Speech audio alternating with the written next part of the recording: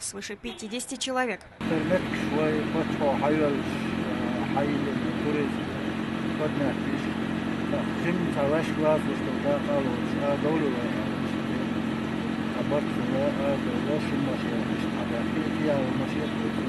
Протяженность маршрута 110 километров, 15 внедорожников. Непредсказуемая погода. Не обошлось в поездке и без легких происшествий.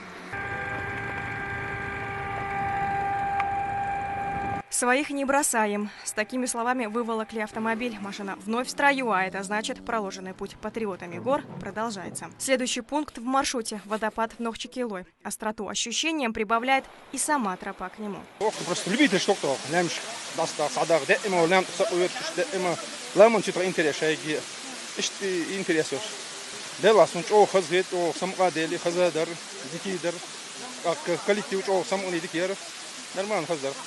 Сюда приезжают не только за красивыми видами, но и за экстримом. Постоянно меняющаяся погода, горные теснины, обрывы и серпантины обеспечивают это.